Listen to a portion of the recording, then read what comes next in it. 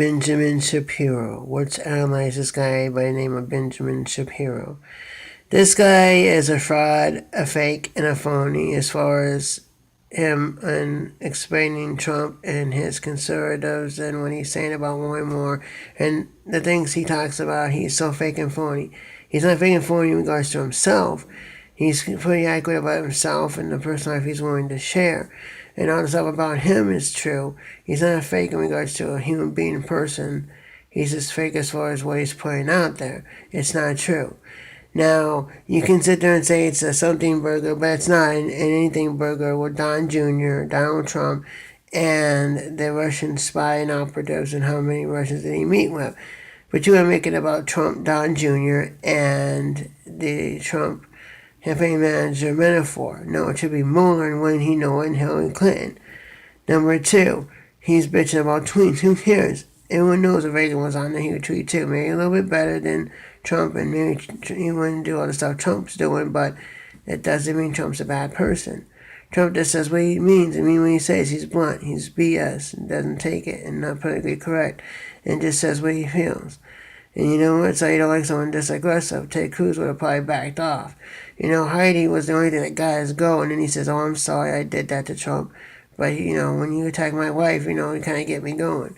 But you know what? Like I said, you know, this has been Shapiro, you know, about the meme. It's a funny meme about the WE logo and him clotheslining Vince McMahon underneath the logo, CNN logo rather over Vince McMahon.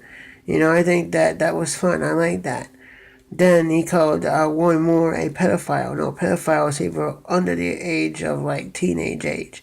They're, like, between the age of, pedophiles between the age of, 3 and 11 or 12 or something like that. No, so this is not pedophile.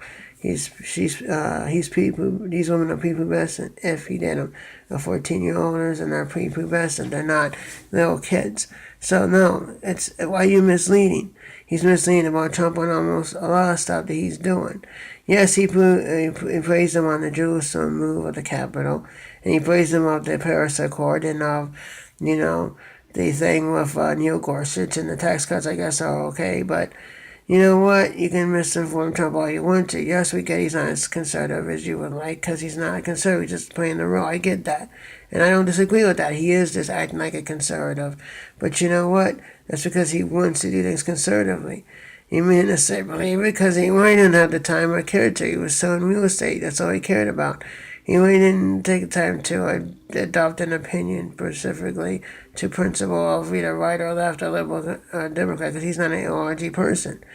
But you know what Trumpers, you just have to have it so perfect. If he's not an ideology, if he's not to the belief of Ted Cruz and inspiration of, you know, Reagan, then I don't like him. And I also think, well, there's a picture of your ex-employer that you worked for at the, you know, place by Bart since he died, took over by Steve Bannon. And here is a picture of Steve Bannon. Well, I got news for you. No one cares about your issues with Steve Bannon. But you know what? Michelle Fields is an opportunist. Michelle Fields did this in New York with the Wall Street protest. So, yeah, she got arrested by New York cops. So, you know what? You can't defend her. He was clearing the room. Yes, Wendowski may have been a little aggressive, but was clearing the room. And you and Dana Lash can be biased all you want to and blame, you know, Steve Bannon for the loss of the Alabama Senate seat. And Mark Levin can sit there and blame, you know, the other one, you know, Mitch McConnell. But the fact is, you know, Roy Moore was just a terrible candidate. It's no one's fault. But but it's not about Mark Levin. It's about, you know, Ben Shapiro here. Like, what are you doing, man? You can sit there and say whatever the freak you want to about him, but you're just biased because you can't stand Steve Bannon. So you're making it about Steve Bannon because you don't like Steve Bannon. Well, you know, I'm sorry you have issues with Steve Bannon. But you know what? That's no one's problem but your own. You know, so now you're skewed, and so now you're going to make everything about how bad Steve Bannon is. So you can't say he's talking about anything because you don't like the way he handled it or you left, and so you're acting on emotion. I'm in emotion because you don't like Trump. So you're geared to want to do more bad Trump than good Trump. I guess when you're forced to do good Trump, yes, I will admit you're doing it, I guess, at least. But under duress. But anytime you can, you want to attack. What about the Charlottesville thing? Oh, 2 days. What do you call it day one? He did before all that. But you want him to do it again, but he's already denounced him. Well, he's got to denounce him the day of, too. He continues to still denouncing him. Oh, so I'm going to nitpick over every little thing. You know what? You know what Trumpers need to realize. That the crab sandwich would have been Hillary, and the lunch is brought to you by Michelle Obama and the lunch administration. And, she's been taking care of school lunches since 2008 in the cafeteria. And now she's been providing the lunches. So you know what? It is bad, it is terrible that you're just going to sit there and continue to push this opposite agenda because you want to be sanctimonious because Trump's not a conservative. Maybe technically not by principle, but he is still a good candidate. You know what? It doesn't really matter. All I'm going to do is make these I feel like I don't care. Because I'm here to destroy anyone that's destroying America, and then they justify it behind principle. And Rush Limbaugh is right, but I also add another caveat to Rush Limbaugh when he said we could go on his radio show. It's also because they don't think he's a conservative, because he was just a liberal to Scott Pelley and to Tim Russell on Meet the Press in 60 Minutes interviews he gave. That he's, Tim Russell Meet the Press and Scott Pelley 60 Minutes said he's not a conservative. Well, I get that, but what? He's trying to be one now. He believes in conservatism. He's just not a conservative by principle. But he is still pushing conservative values and conservative positions. So unless you're not a conservative, then you need to sit there and argue for your principles with him, disagree with him, not attack against him. You can either be a friend or your enemy.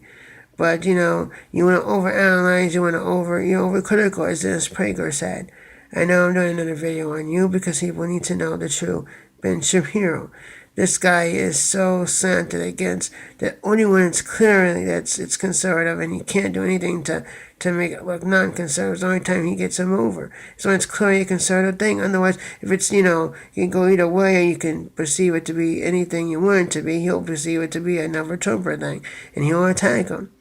This has been Shapiro. You can listen to him if you want to, or get your source from somewhere else, because he's a toxic Daily Wire guy. Your choice, you want to continue to follow him, but make sure you get a second source, because it doesn't mean he's accurate. That's all.